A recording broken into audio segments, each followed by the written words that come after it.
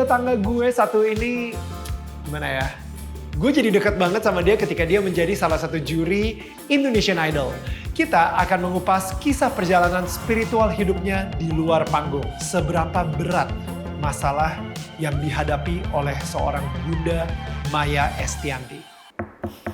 Hai, ini gue Daniel, tetangga kamu, Maya Estianty. So guys, sebelum lanjut nonton video ini, jangan lupa ya, like dan share ke teman-teman kalian. Tekan tombol subscribe-nya, nyalakan bell-nya atau loncengnya. Thanks guys. Bunda Maya, hai. Hai Daniel. Thank you banget. Pertama-tama thank you banget udah mau muncul di YouTube channel gue, Daniel Tetangga Kamu. Gue pengen banget kita sesantai kayak seorang tetangga ngobrol sama tetangganya.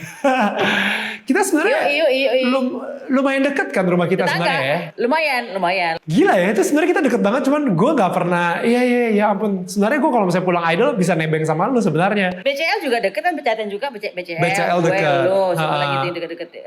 Luna Rosa juga. Rosa.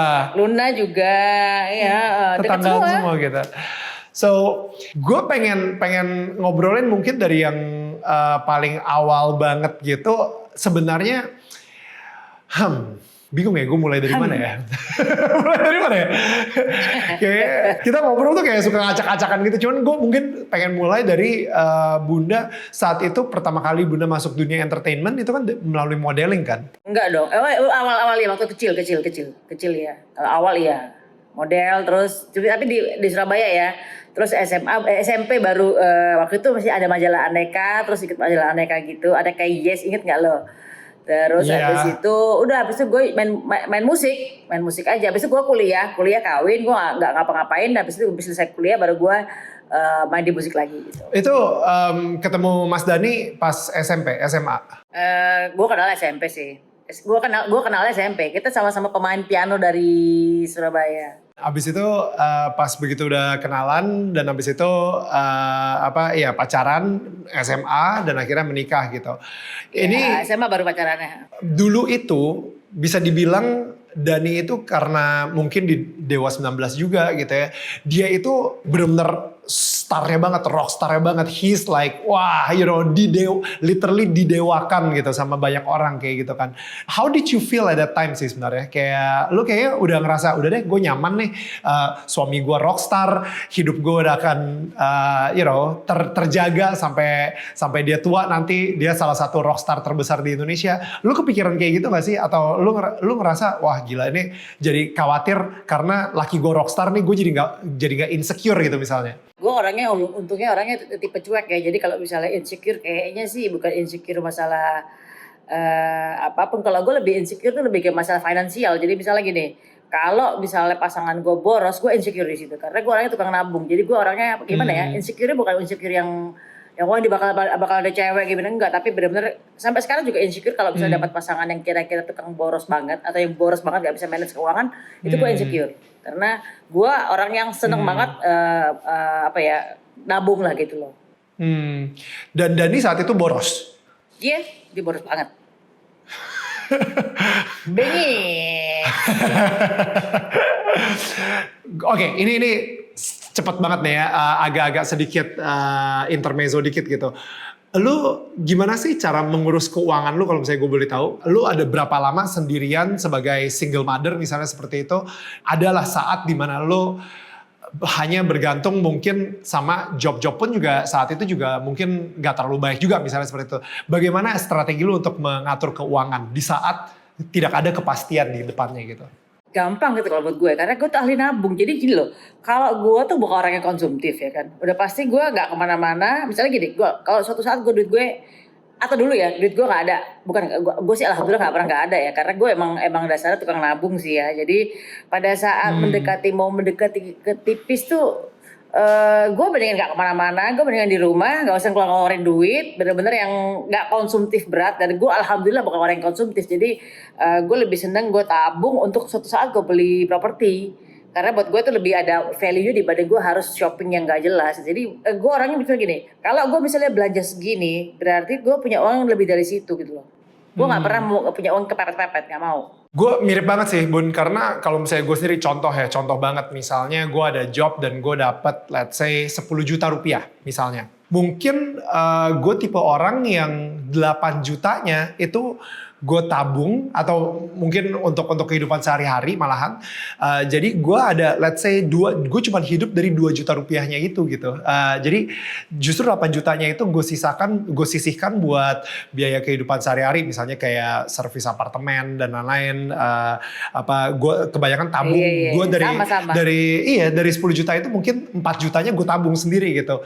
Makanya gue jarang banget beli, misalnya ada handphone baru keluar, gue jarang banget update langsung tuh handphone gitu misalnya. Gue juga enggak. Kebetulan handphone lo ada update, berarti laki gue yang beliin gue.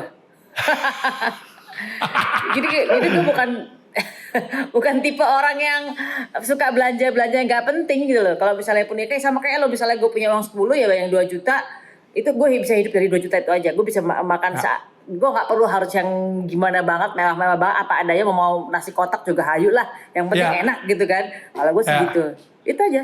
Sama gue kayak lu gitu. Jadi kita kembali lagi kemarin, tadi kita lagi ngomongin masa-masa Dewa 19, dan habis itu di situ Bunda tiba-tiba kepikiran untuk bikin Ratu. Itu ceritanya untuk sampai akhirnya kebikin Ratu tuh gara-gara apa tuh? Oh ya, gara-gara kalau nggak salah gue tuh lagi habis lulus kuliah kan. Terus gue orangnya dari kecil kebiasaan kerja dari SD kan, gue bisa dapat sendiri ya, cari uang sendiri gitu kan ya.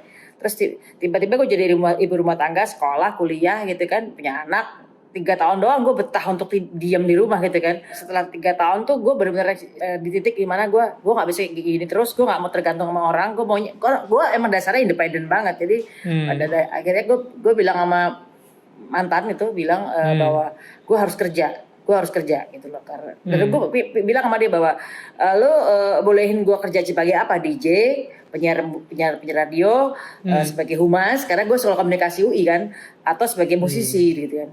Dia bilang musik aja gitu. Ya udah, akhirnya gue bikin Ratu. Itu tahun berapa ya Bunda? Kalau nggak salah 2000-an belum ya, yang sama Pinkan? Keluar lagunya 2003, tapi gue bikin dari tahun 2000. Gue 2000-an lah. Gue bikin gitu. So again, jadi ketika lu bikin Ratu sebenarnya gara-gara lu udah kayak enak aja di rumah, nggak tahu mau ngapain. Bengit. Yoi. Gak ada kerjaan, kayaknya gue nggak cocok nih cuci piring terus. Gak ada kerjaan, gitu. karena biasa gue pegang duit sendiri ya. Gitu. Aduh. Lu sebenarnya emang adalah seorang wanita yang mandiri kan? Maksudnya lu, banget. you know, dengan modeling juga, lu emang udah kerja dari zaman ya aneka yes SD. itulah. Dari SD malahan. My goodness. SD gue udah jadi model fashion kayak anak-anak kecil gitu. Dapat uang 5.000 terus naik 7.500 zaman itu ya, Bo ya. Anak SD kayak dapat 5.000 gede ya, secara jajanan 25 rupiah ya Nek gitu. Wow. Gitu. Gue akan masuk ke saat-saat yang mungkin cukup dark in your life, cukup gelap karena you know, gue ngerasa sebenarnya dari sejak lagu Aku Cinta Kau dan Dia aja di Ahmad Band, dan abis itu udah mulai lagu Teman Tapi Mesra misalnya, segala kayak gitu, dari Ratu itu udah I don't know ya, it doesn't sound right anymore. Udah mulai ada pertanda-tanda sih, nggak tahu ya, itu kalau misalnya dari sisi gue gitu yang ngikutin. Lo kayak apa sih Daya sama yang ngarang lagu tuh, bukan yang sama gua. Lo tapi nggak ada kecurigaan apa-apa pas dia lagi bikin lagu itu? Kalau gue sih mendingan EGP aja deh, karena gue nggak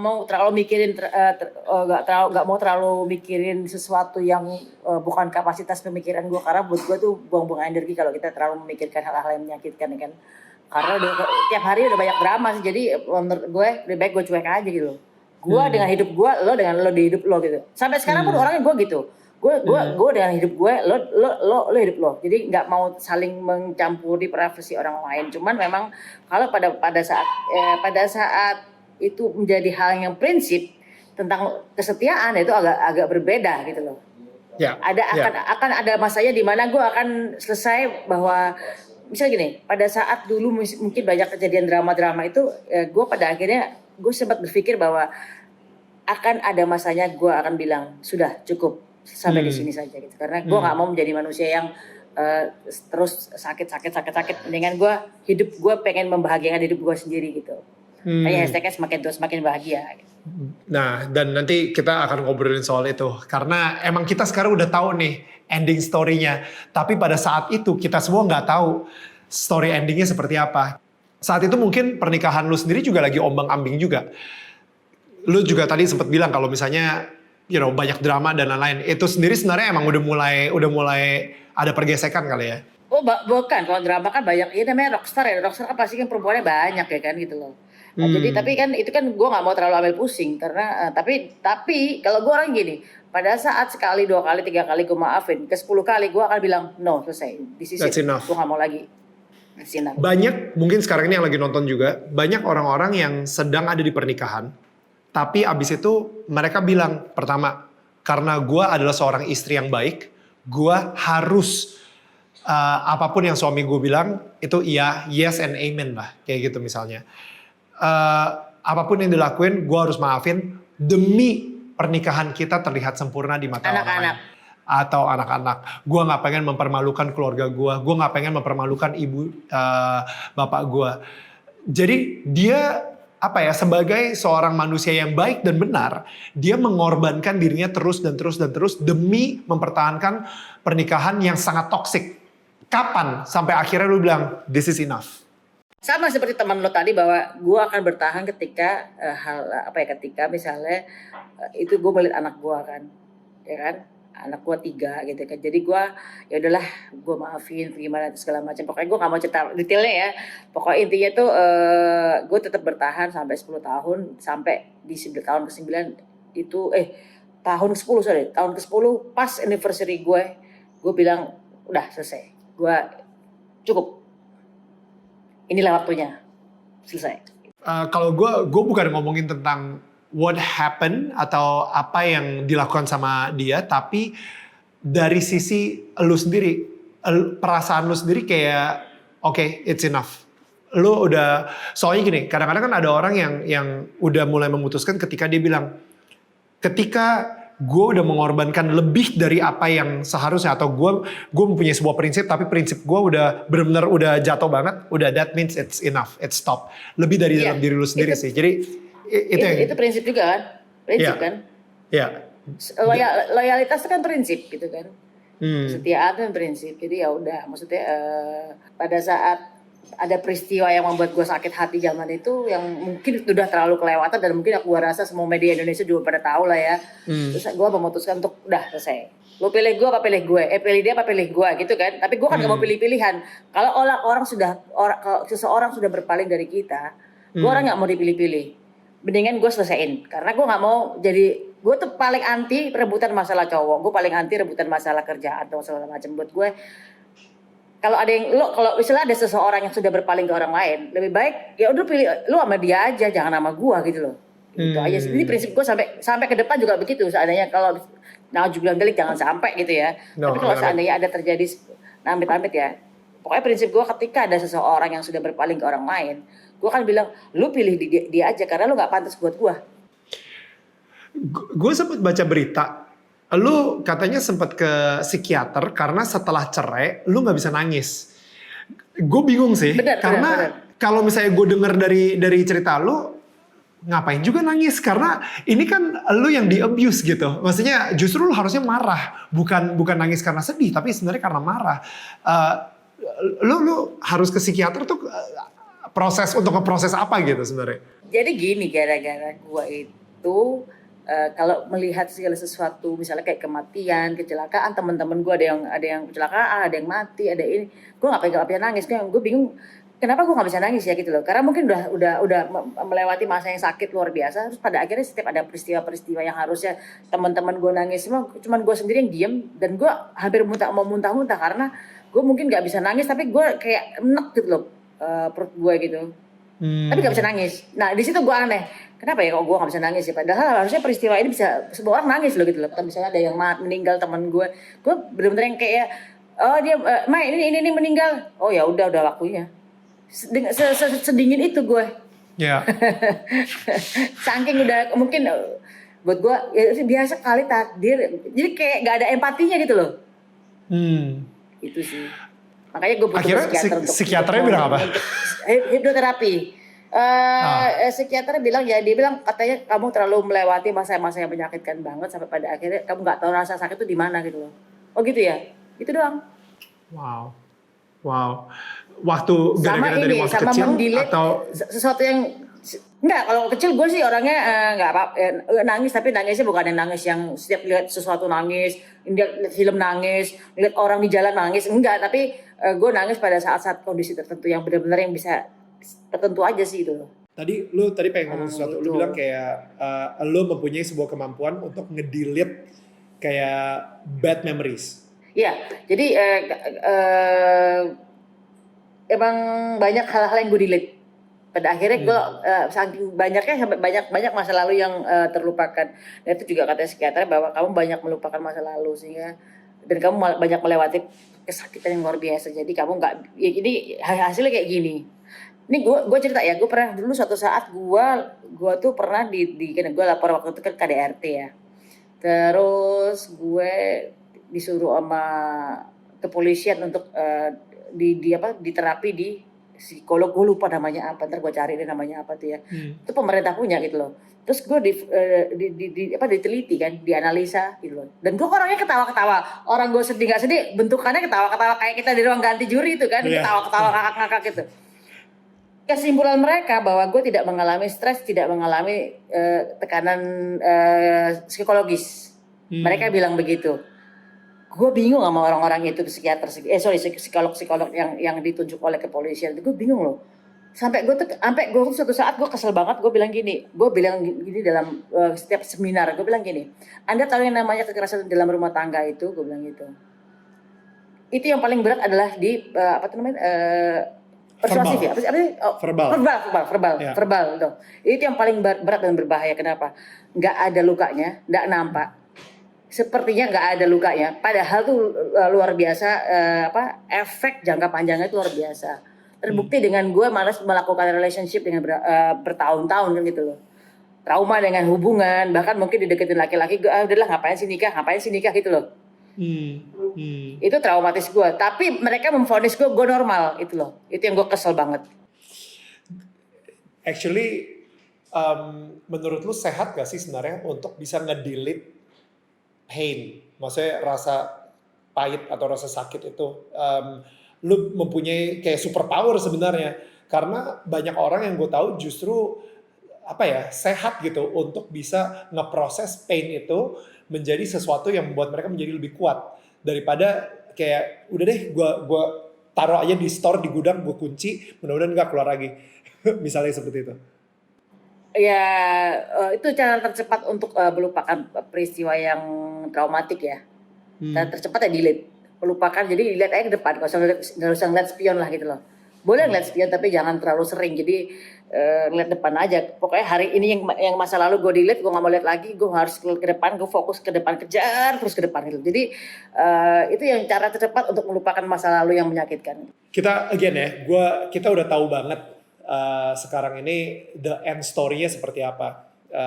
Lu sendiri juga dengan hashtag semakin tua semakin bahagia dan lain-lain gitu ya. Dan sekarang sama Mas Irwan. Itu siapa? Al.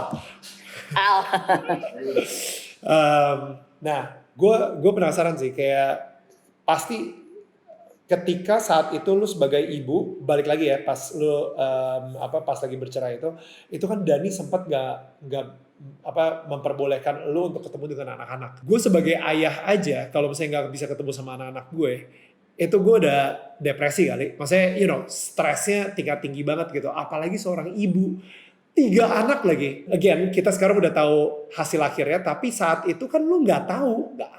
Pasti ada uncertainty itu. Apakah gue akan ketemu sama anak gue suatu saat nanti gitu kan. Gue penasaran dari elunya sendiri, lu ngelewatin depresi itu, gak bisa ketemu sama anak-anak, dan gimana lu ngeprosesnya sampai lu bisa tetap kuat gitu. Pada saat kita terjadi sesuatu yang tidak mengenakan, pada saat kita melawan tentang takdir atau melawan tentang kejadian yang terjadi dalam diri kita, itu pasti akan sakit. Itu gue pertama kali nggak terima bahwa misalnya kenapa gue nggak boleh ketemu anak-anak, kenapa gitu kan. Tapi pentingnya orang-orang pembimbing spiritual. Kalau bahasa lo mungkin pembimbing rohani kali ya. Kalau gue kan pembimbing spiritual, ya ustazah lah, ustadz lah, segala macam kiai, terserah lah, pokoknya pembimbing spiritual itu. Itu untuk menyemangati kita supaya dengan ayat-ayatnya dikasih gitu. Jadi udahlah sabar aja, nanti juga bakal balik kok, tenang aja. Udahlah di mana-mana juga nanti bakal memang secara ego kamu pengen memiliki ya, tapi kan sebenarnya mereka bukan milik kamu, jadi kamu sudah sabar aja, kamu mundur gitu. Jadi gua untungnya bertemu dengan orang-orang yang bisa memberikan gua semangat secara spirit bahwa gua nggak boleh drop, kamu nggak boleh jatuh, kalau kamu jatuh kamu salah, kamu harus tetap maju gitu. Jadi gua disemangatin sama orang-orang yang tipe-tipe begini semua nih. Nah itu lingkungan juga penting tuh waktu itu, benar-benar menyemangati kita supaya kita kuat itu.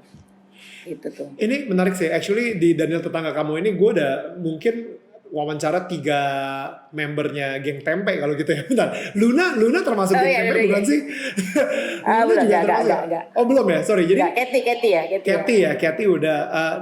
Dan si Luna kemarin sempat pas gue lagi ngobrol sama dia bilang gitu, kayak misalnya itu pas gue lagi down-downnya, dia juga ngomong, kalau misalnya bukan gara-gara Edric sempat ngomong sama dia sesuatu, dia mungkin gak akan menjadi seseorang yang bisa memaafkan gitu, memaafkan seseorang lah kayak gitu kan. Nah, lu sendiri juga saat itu punya komunitas yang kuat tersebut sehingga orang-orang di sekitar lu yang memberikan encouragement, selalu memberikan kayak semangat terus gitu. Ada nggak sih satu hal yang satu quote begitu yang lu inget banget sampai sekarang yang benar-benar menyelamatkan lu banget saat itu?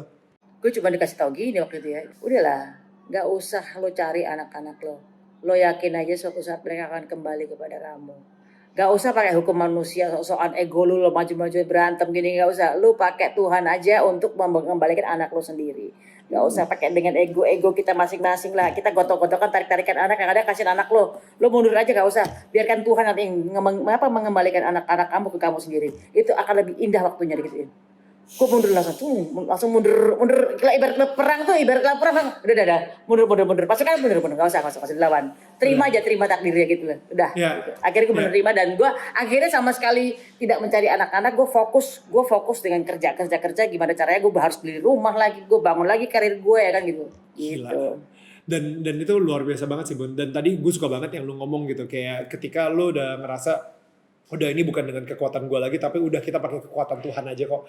Kayak ya iyalah ya, kekuatan Tuhan tuh udah pasti jauh berapa ribu juta kali lipat lebih kuat daripada kita gitu.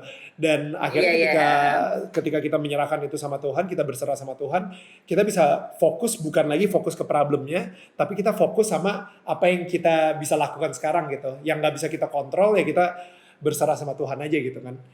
Dan banget. Lu pernah gak sih ngerasa sebelum itu ya, lu pernah gak ngerasa kalau Tuhan itu gak adil? Oh ya pasti pertama kali kita kita kan terlalu selama hidup tuh kan banyak gue nggak pernah namanya dapat ujian yang gila-gilaan parah seperti waktu itu kan ya. Pada saat kejadian itu disitulah gue sempat marah-marah sama Tuhan, bahkan Tuhan pun gue maki-maki, berarti gitu kan.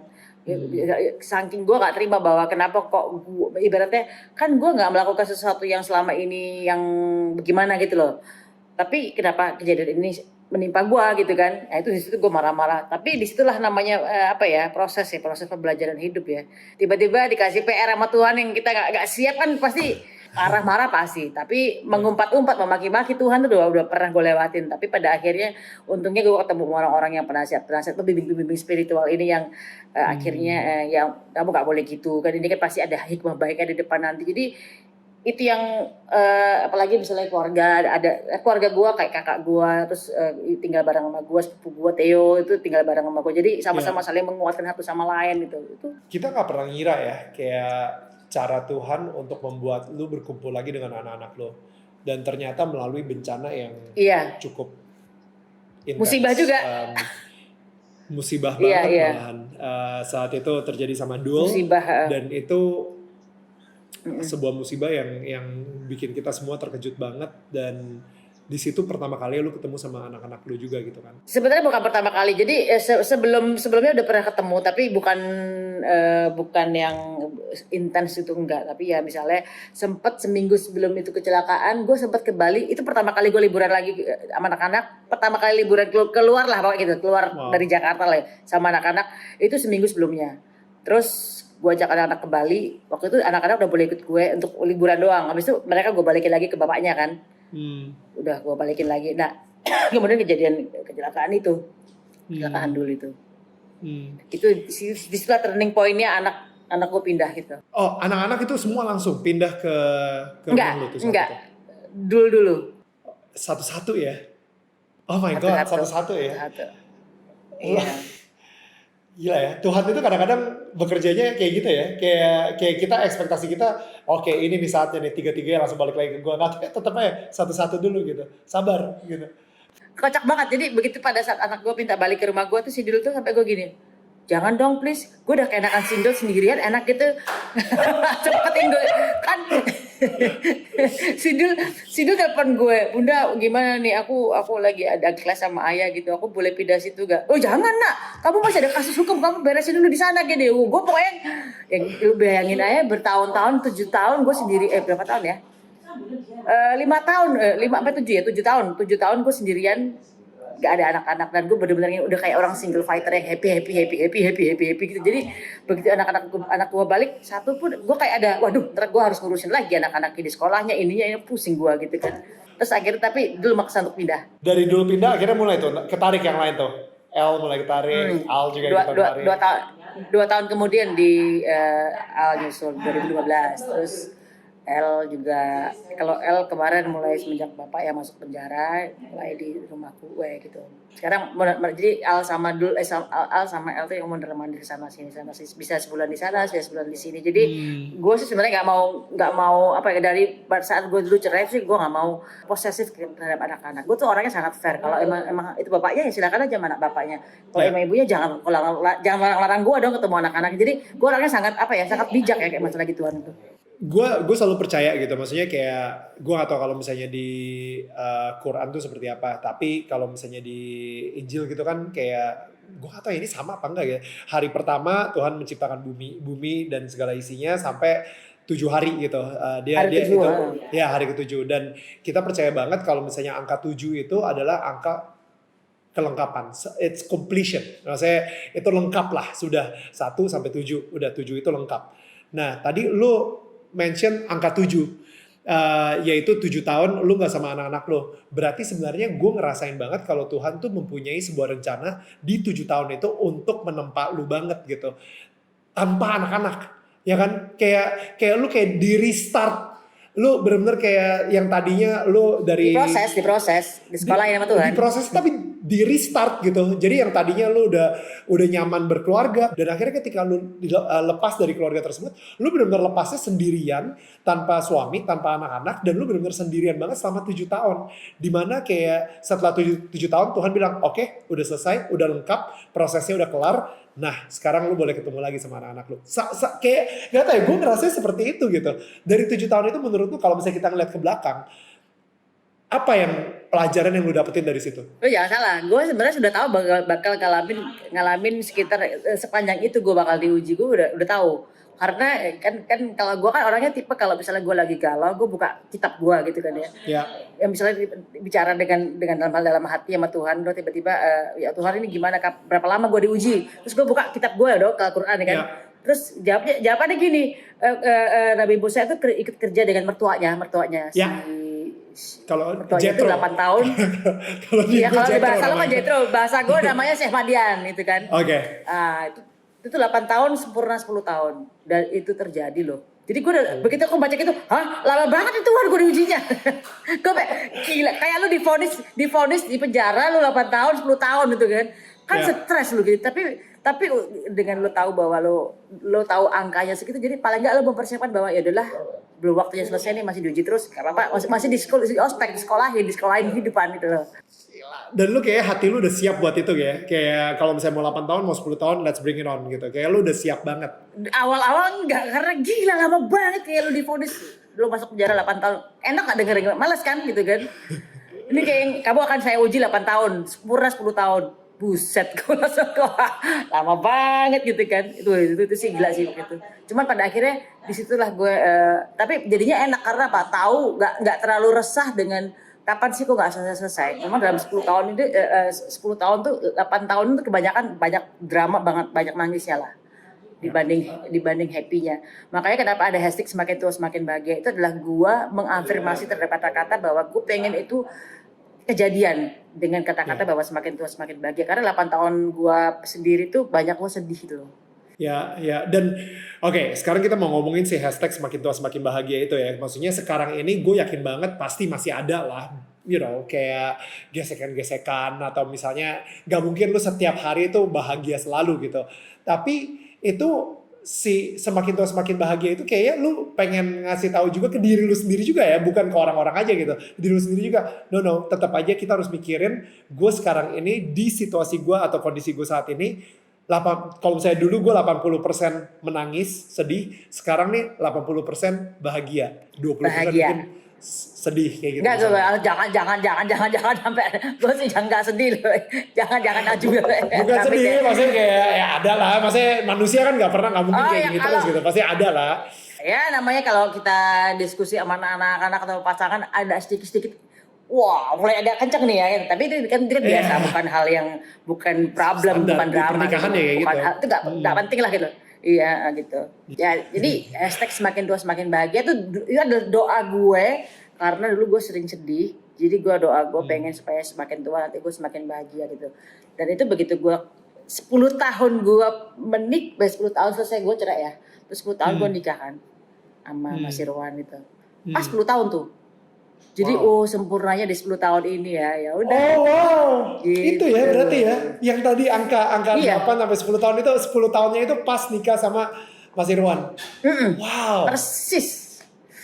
Angkanya gue udah tahu 8 tahun kan dia bilang pokoknya dia akan diuji 8 tahun, sempurnanya 10 tahun gitu loh. Dan itu lu dapat dari Quran. Dan lu itu dapat dari ketika lu doa.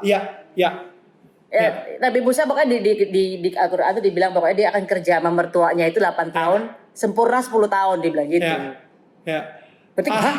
Berarti angka itu yang langsung bawa gue inget banget tuh gitu. Bener, itu keren banget. Itu keren banget. Banyak orang yang mungkin lagi ngalamin hal yang hal yang sedih gitu, dia ngerasa Tuhan itu nggak ada.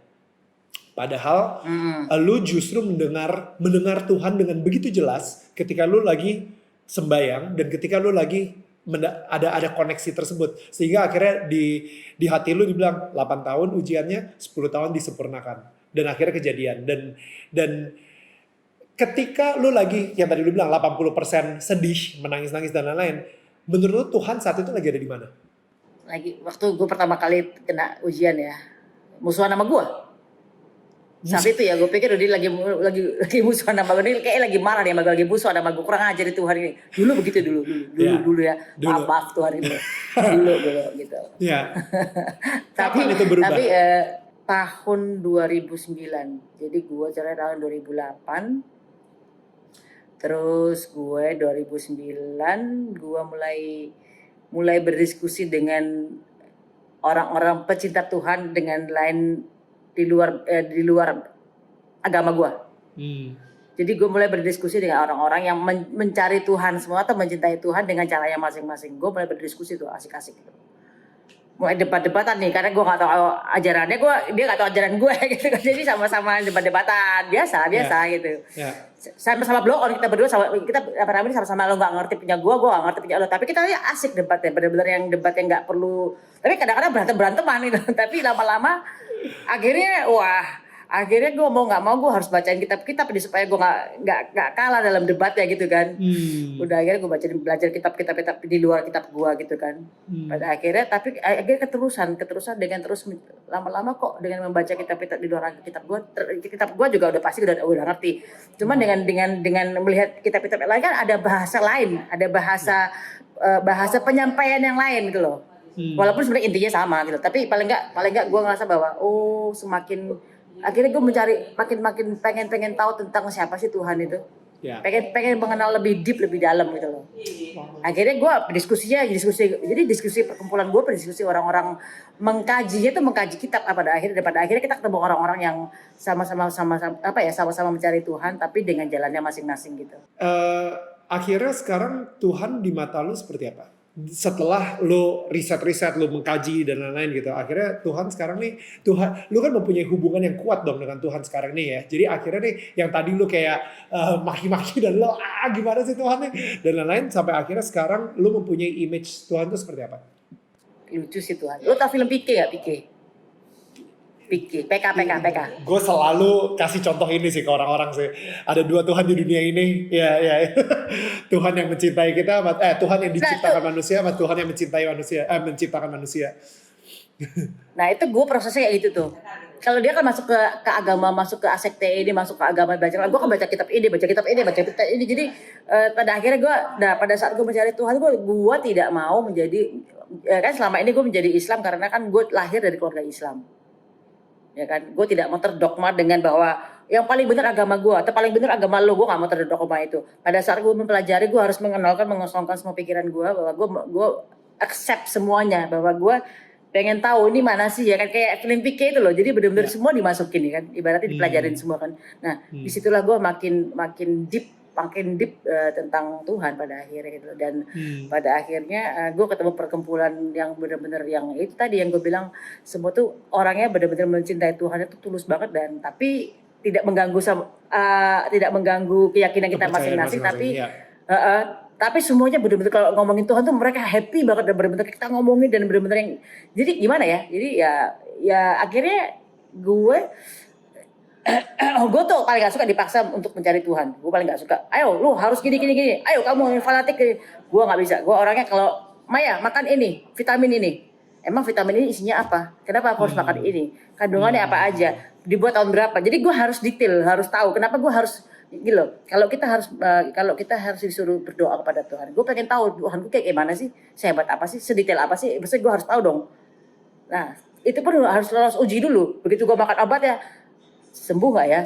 Terus gue juga gitu ya, gue sama Tuhan juga, misalnya gue berdoa, gue minta gini ke Tuhan, gak tahu dikabulin, bingung gue, loh kayak pikir dia minta, loh ada apa, dia minta apa makanan, dikasih makanan, loh kan gitu loh. Jadi akhirnya lama-lama gue bermain-main dengan Tuhan, dalam arti bukan bermain-main kasar ya, bermain dalam arti kita kayak bapak ke anak tuh, yang kita bermain-main kayak sayang-sayangan, bermain-main, bapak aku minta ini dong, dikasih, loh dikasih, gitu kan. Jadi bermain-main yang dalam arti yang sayang. Ya. Jadi gue minta ini, beli ini gitu. Kan gue sendiri, gak mungkin gue minta manusia kan gitu. Ya. Tuh ya Allah, gue minta beli rumah dong, gimana caranya, cash gitu. Tahu jebret dikasih kerjaan, wah ini beli rumah. Bingung gak? Wow. Jadi gue kok bisa ya? Kayak gitu. Jadi akhirnya gue pada akhirnya itu tahun 2012 gue mulai sangat yakin terhadap Tuhan. Udah mulai sangat yakin banget. Gak tau ya di 2013 gue diuji lagi tentang kecelakaan dul. Disitulah gue diuji keimanan gue. Yang tadinya tahun 2012 gue sudah yakin nih, wah gue udah yakin sama Tuhan itu kan ya. Terus 2013 gue diuji keimanan gue lagi. Tapi disitulah gue ya alhamdulillah lulus ya gitu. Lu bisa tahu lu lulus dari mana? Banyak hal yang membantu, yang gue kecelakaan ini menyelamatkan anak gue. Anak gue nggak cacat. Ya. Padahal hancur banget badannya, hancur banget ya kan. Mobil hancur banget ya kan. Terus badannya normal. Itu menurut gue mukjizat. Terus kemudian dia bisa ada undang-undang yang bahwa anak di bawah umur tidak masuk penjara. Itu yang menyelamatkan. Ngerti gak sih? Ya. Orang pikir wah ini Maya Estianty nyogok hukum bahwa dia bisa bebas. Enggak lah, hukumnya aja anak di bawah umur nggak boleh masuk penjara gitu kan. Itu kan ada yang menolong. Berarti kan kalau bukan Tuhan siapa lagi? Emang gue juga doa sama Tuhan tolong, gue nggak ngerti peristiwa ini, gue nggak sanggup gitu kan. Karena gue harus beresin kasus hukumnya dulu ini kan. Tapi ternyata banyak bantuan dari kanan kiri yang memudahkan tuh semua prosesnya berjalan sampai selesai gitu. Banyak yang nolong gitu. Gitu. Bahkan si dulu sendiri waktu dia kecelakaan itu dia ditolong oleh seseorang, dia nggak tahu siapa, dan itu katanya proses dari dia, kata teman sebelahnya yang kecelakaan bareng itu ya. Pokoknya begitu dia nabrak, dia kebalik badannya, katanya begitu kebalik langsung cepet dikeluarin sama orang, ditaruh di bak apa sih, truk, bak pickup mobil pickup itu, terus langsung dilariin rumah sakit. Dan sampai hari ini gue nggak tahu itu siapa orangnya. Oh my God. Gitu. Jadi ya malaikat semua lah ya. Gue nggak ngerti orang Tuhan menggerakkan orang baik untuk menolong anak gue gitu. Itu kan jadi disitulah gue makin yakin lagi terhadap Tuhan itu. Wow. Kita harus ngedoain si orang itu sih. Siapapun itu yang dia berbentuk malaikat lah. Apa malaikat berbentuk orang, supir manusia ya. Mobil pickup truck. Itu tapi emang gue juga sering banget dengar sebuah cerita gitu ya, di mana seseorang yang kira-kira yang tadinya kayak oke, gue udah nyaman, gue mempunyai hubungan yang kuat dan gue sayang banget sama Tuhan, dan tiba-tiba ada satu kejadian pasti yang membuat dia ragu untuk berpegang lagi sama Tuhan. Dan banyak orang yang gagal juga, nggak seperti lo gitu, banyak orang yang lulus tapi banyak orang yang gagal juga gitu, kayak ya Tuhan, padahal kan gue udah ngelakuin ini, gue udah ngelakuin itu, gue udah ngelakuin ini, kenapa sekarang tiba-tiba gue kena musibah seperti ini lagi? Sehingga akhirnya dia nggak doa, dia udah melupakan semua yang dia bilang, marah. Dan dia marah, betul. Dan hebatnya lo pada saat musibah itu terjadi kedua, lu tetap berdoa lagi, dan ketika semakin lu berdoa semakin nyata sepertinya orang-orang pada ngebantuin, orang-orang pada datang. Banget. Jadi pada saat di titik di kritis di rumah sakit itu dia udah mau meninggal sebenarnya. Dia udah drop banget tuh, tensinya udah 60 per sekian, terus 40 per 20 udah drop, dokter udah namparin dia supaya bangun. Gue cuma bilang gini, ya Tuhan, kalau emang kamu mau ambil dia, ambil aja. Aku udah pasrah, aku ikhlas, ambil aja. Aku nggak bawa nggak mau melihat dia hancur badannya gitu kan. Begitu gue pasrah di tingkat tinggi, itu nggak aneh loh. Itu malah dia dari yang udah mau mati nih, naik lagi tuh tensinya. Gitu. Jadi jadi semakin kita surrender, semakin kita menyerahkan diri kita kepada Tuhan, itu pasti udah deh. Kata Tuhan gini, kalau selama kita masih sok jago, wah kita jagoan kuat, kata Tuhan, dia diem aja. Tuhan bilang mungkin, nih anak jagoan nih, ngapain gue bantu, dia belum butuh bantuan gue, ngapain gue bantu gitu kan, ibaratnya kalau kasar-kasarannya gitu kan, si bapak ini bilang gitu kan, anak gue masih belum butuh bantuan gue, biarin aja dia gitu kan. Tapi begitu, bapak gue nyerah nih, gue minta tolong dong, tolongin gue, pasti bapaknya ya udah gue bantuin lo gitu kan. Kan perumpamaannya seperti gitu ya. Iya. Dan sering banget, soalnya gue sering banget juga gitu, karena ketika kita masih mau to be in control, kita masih mau mengontrol sesuatu, itu sering banget ketika Tuhan mau bantuin pun juga kita bilang, no, udah, it's okay, gue bisa, it's okay, udah gue aja. Padahal dia kayak, men, gue cuma jentikin jari aja setelah gue udah kelar. Cuma jentikin jari aja udah kelar gitu. Udah deh, lu jangan setau jadi orang gitu kan. Iya, lu bayangin misalnya lu yang kayak dok jangan dong, jangan digampar dong anak saya, dok jangan dok, ayo. Lu misalnya teriak-teriak, dokter apapun yang dokter lakuin harus menyelamatkan anak gue, kalau enggak gue suluh, gue akan undang infotainment. It could happen that way gitu. You know, untungnya lu saat itu lu berdoa ya, karena lu udah mempunyai hubungan yang sehat banget dengan Tuhan, sehingga yang lu bisa lakuin adalah, Tuhan udah, it's all yours. Dan itu itu doa yang jujur gue takut banget doa kalau misalnya sampai itu terjadi. You know, kayak ya Tuhan, gue serahkan anak gue ke lu. Kalau misalnya ini semua itu doa yang takut banget sih gue, kayak khawatir banget ya gak sih? Dan and then you pray that, itu menurut gue gila. I just cannot imagine. Lu ngelewatin journey dan akhirnya setelah 10 tahun yang tadi lu bilang mencapai kesempurnaan, gue ngeliat foto lu sama Mas Irwan umroh ke Mekah. Itu kayak itu mungkin rasa terima kasih lu banget, lu bersyukur ya gak sih, kayak dan gue jujur bahagia. Itu kayak setelah umroh lu honeymoon juga lagi kan. Sebelum honeymoon bahkan lu ke Mekah dulu, ke Tanah Suci dulu gitu. You know, itu semua disengaja atau gimana? Kebetulan sih emang lagi ada temennya Mas Irwan yang lagi pengen umroh. Terus tiba-tiba dia, Wan mau ikut gak gitu kan. Terus dia bilang, oke deh gitu kan. Gue kaget loh, kok dia mau gitu ya. Gue bener-bener yang, wah alhamdulillah banget itu kan. Ya. Gue tuh karena gue orang nggak pernah memaksa orang. Kalau dia mau ibadah itu bukan karena gue paksa, tapi benar-benar dari hati yang harus tergerak. Jadi kalau misalnya orang nggak mau ibaratnya, gue bilang, umrah dulu. Kalau dia nggak mau, gue bisa repot gue kan. Untungnya dia yang mau, jadi gue tanpa harus memaksa, tanpa harus ngajak, tanpa harus dia yang tergerak sendiri dan gue alhamdulillah gitu. Wow. Udah. Orang-orang mungkin sekarang ngelihat kayak, oh ya udah deh, Maya nih kayaknya udah ada di sini lagi nih sekarang nih. You know, lu sendiri perasaan lu gimana? Like hubungan lu dengan Tuhan seperti apa? Banyak banget orang yang ketika di sini dekat banget sama Tuhan, tapi ketika dia udah di sini lagi dia kayak, oh udah ya, thank you banget ya, gue lulus, bye. You know, Enggak. Ya hubungan lu sama Tuhan sekarang gimana? Tetap pada saat gue menemukan seseorang yang luar biasa ya, Mas Irwan. Itu gue bilang sama Tuhan begini. Karena kan pada saat sebelum gue ketemu Mas Irwan kan gue minta jodoh ke Tuhan. Tuhan, tolong aku minta jodohnya orangnya tipenya begini dan 80% yang gue mau ada di Mas Irwan semua. Wow. Yang gue tulis detail banget tuh ya gitu. Oh lu tulis? Otomatis Wait, tulis. bentar, sorry, backtrack dulu. Lu sempet nulis kayak Tuhan, ini jodoh yang gue mau, 1 sampai 10 gitu misalnya gitu ya? Iya, 100 kali. Kalau teman-teman gue kalau baca kakak sampai detail misalnya kulitnya begini, nanti orangnya harus begini, ini harus punya ini, punya ono, di orang sifatnya harus begini. Ini semua gue tulis.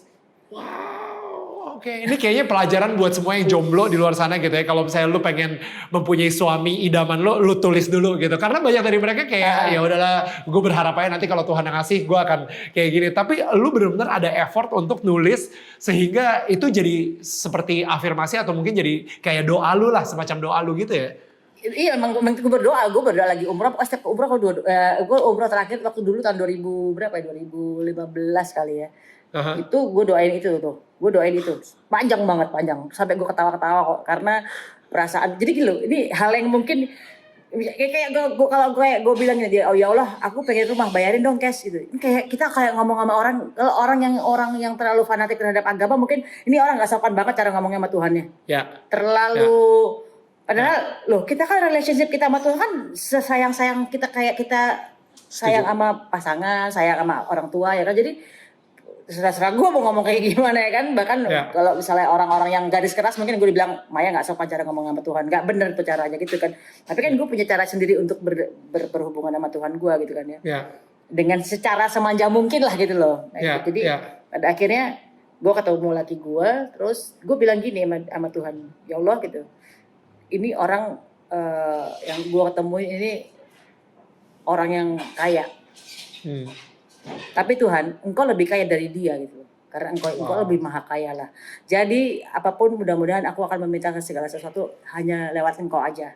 Gue takut untuk minta ke laki gue karena gue takut menjadi Tuhan ada itu laki gue gitu loh. Jadi dengan gue tetap kalau minta beli rumah, beli apa lagi, Tuhan itu aku mau beli rumah sebelah, duitnya kirim dong gitu. Bukan sayang, bukan ke laki gue mau beli rumah, tolong dong. Wah ada yang ada, lu tuh matre amat jadi orang gitu kan. Iya. Gitu. Tapi doanya nggak di depan Mas Irwan dong. Tuhan. Gue bilang Tuhan. Jadi emang gue selalu bilang sama Allah bahwa ya Allah jangan dia boleh kaya tapi engkau lebih maha kaya. Aku selalu bilang gitu. Gila sih, itu kata-kata lu powerful banget. Gila, lu kayak soalnya lu mengalami ini dari kehidupan asli gitu, bukan cuma sekedar ngajarin orang lu harusnya gini. It's really from your life experience. Gila sih Bun. Bunda mungkin ada nggak kayak banyak orang saat ini mungkin yang lagi ngarepin menghadapi masalah dan mereka mengharapkan kejelasan gitu. Cuman sayangnya nggak ada kejelasan. Kita semua nggak tahu pandemi ini kapan kelar misalnya dan lain-lain gitu. Yang kita bisa lakukan hanya berdoa. You know, atau membangun hubungan itu sama Tuhan gitu. Nah, tapi kalau misalnya dari Bunda sendiri, ada nggak mungkin cara untuk mengusir suara-suara yang mengusik di kepala kita yang suka memberikan kita intimidasi nggak penting gitu? Suara-suara di kepala itu adalah setan, iblis tadi itu, karena menurut gue kerja ada di pikiran kita kan. Dia selalu, kita udah yakin kesana dibisikin, tapi kan begini, aduh makin stres lah kita kan. Pikiran ini emang jahat banget sih emang. Kalau gue prinsipnya gini, gue dikasih peran sama Tuhan, peran yang gak enak. peran antagonis lah, pokoknya peran yang gak enak dibenci gitu loh. Gimana caranya supaya kita oleh sang sutradara dari penulis skenario ini kita dikasih peran yang gak enak. Otomatis gimana cara ngerubahnya? Kita deketin dong penulis skenario dan sang sutradara ini. Wow. Bos, ya kan? Bos, please dong ganti dong, jangan kayak gini. Kita deketinnya terus sampai akhirnya si sang sutradara atau penulis skenario dia akhirnya bilang, ini anak baik kok juga ya. Dia ternyata dia baik, ini yaudah deh gue ganti deh gitu loh. Ya, wow, Bun, terima kasih banyak sekali lagi. Gila, gue belajar banyak banget dari lo hari ini. Thank you so much. Nggak puas sih sebenarnya ngobrol cuma 1 jam sama lo. Kayak masih pengen lagi.